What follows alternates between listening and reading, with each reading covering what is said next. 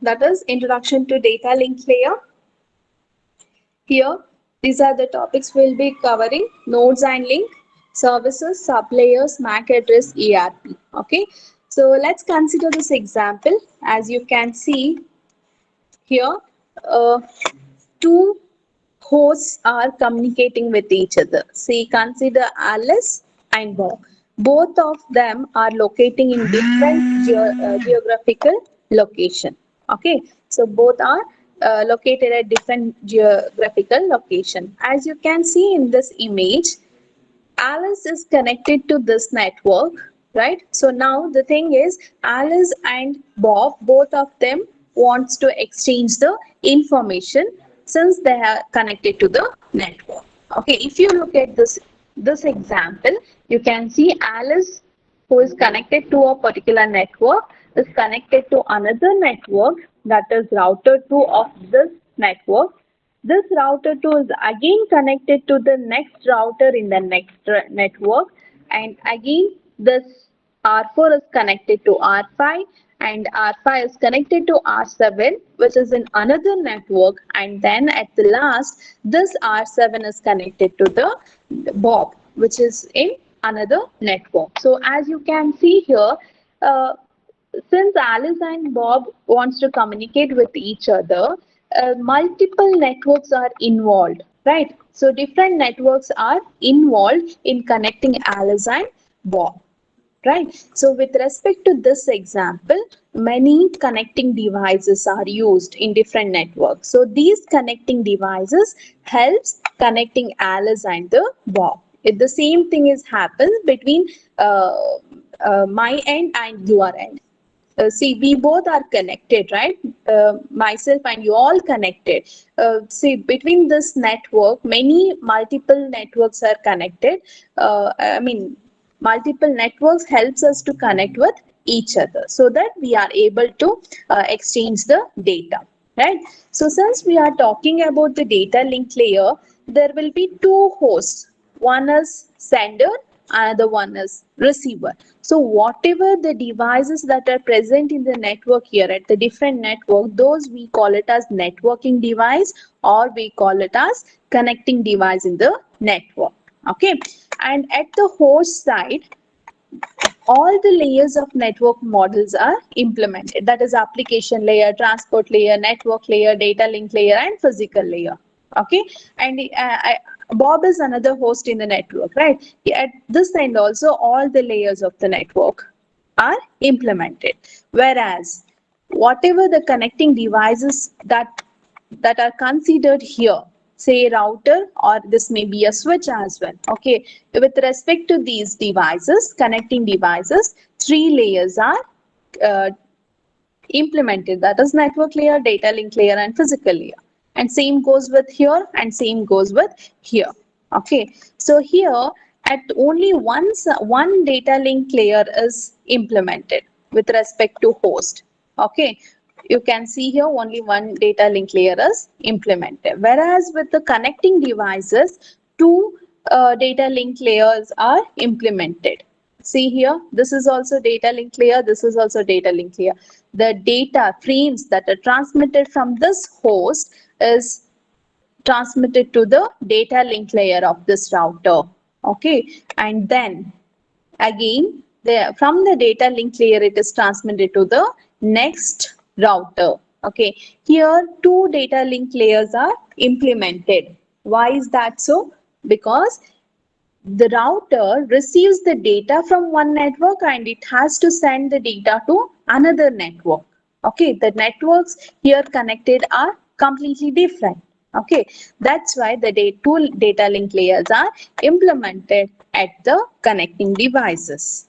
Okay, as you can see here, the dotted line represents point to point WAN, and this represents LAN switch, and this represents switched WAN, and this represents router.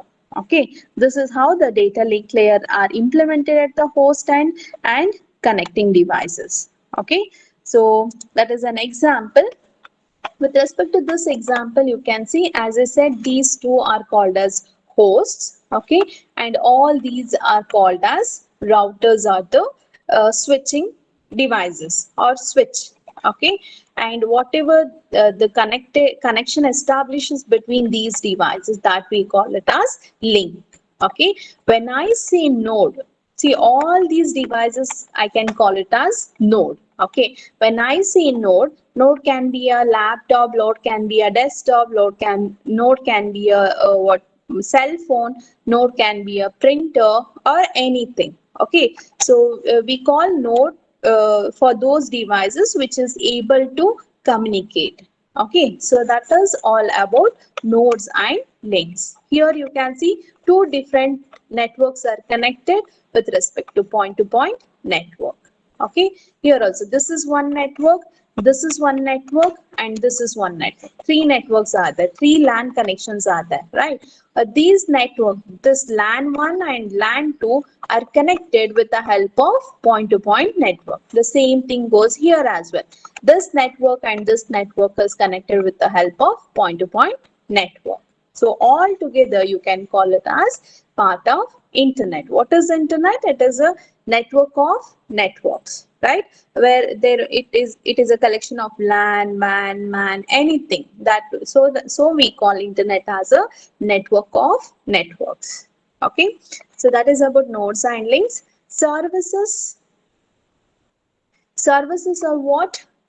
As you know, packets are received from the, I mean, when packets are sent from the network layer to the data link layer, it forms framing, right? So it forms frames for the respective packets, and packets will, sorry, with respect to packets, frames will be created. Frames are nothing but, it is a chunks, right? The packet is divided into multiple pieces of chunks, and this we call it as frames, right? And this frame will be transmitted over the transmission link and then delivered at the destination, right? So when packet is sent from the network layer to the data link layer of the device, what happens? It creates the frame, right? So as we have already stated, while creating a frame, it adds the device, the data link layer of the device adds header and the trailer, right? So it for what the data is added there, that is header and the trailer, which we call it as encapsulation, which we call it as encapsulation. When the same frame is delivered at the data link layer of the destination device, then their decapsulation happens. Their decapsulation happens. As you can see in this example, the source and destination are connected with the help of this link, right? So here a switch or a router is used to connect this source and destination, right? And please do remember, data link layer is responsible for hop to hop connection. The communication with respect to data link layer is node to node or hop to hop. Okay, so as we saw an example here, the data link layer duty is what? The data which is generated from this network need to be transferred to the next device in the network. Next device in the network. Okay, so what is the goal of this network? The data need to be exchanged between Alice and the Bob. That means, say the first thing is Alice wants to send message to the Bob. Okay, so the duty of the data link layer is what? The data which is generated at this device need to be delivered to the next node in the network, and then from this node to this node. So that's why the duty of the data link layer is hop to hop communication, delivering the frames from one device to next device in the network. Okay, so when it and while sending the frame, it performs encapsulation at the sender side, and it performs decapsulation at the destination end, right? So when frame is sent from source device to next device in the network, that is node to node, okay, or hop to hop, here encapsulation happens as well as decapsulation happens. Why? It receives the data, again it has to send the data frames to the next device in the network, right? So at the connecting device in the network, encapsulation and decapsulation both happens. Okay, whereas with respect to host, that is source and the destination, encapsulation happens at the source end, decapsulation happens at the destination end. Okay, so we already studied all these topics in the first module as well as in the previous module. So it's like a brief introduction about that again. Okay, so what are the different services with respect to this layer? That is framing, error control, flow control, congestion control, and the access control. Framing is what? Once the packet sent from the network layer to the data link layer, the frames are created, right? Error control is what? When the frame is transmitted over the transmission link, it will, once the receiver receives the frame, it will check whether the data is corrupted or not. To ensure this error control, at the sender side, redundant bits will be added, right? The same thing will be checked at the receiver end. If the redundant bits are proper, the received data is proper, if it is not corrected, then we call that as a successful transmission, right? Error control is one of the service provided by the data link layer. And also we discussed flow control, that is based on the capacity of the receiver, sender must send the data. And you know, the feedback mechanism is followed for this. Congestion control, actually the complete congestion control functionality is with respect to transport layer, not with respect to data link layer, but it helps in congestion control. And the next one is access control, what we discussed in the previous chapter, random access control, right?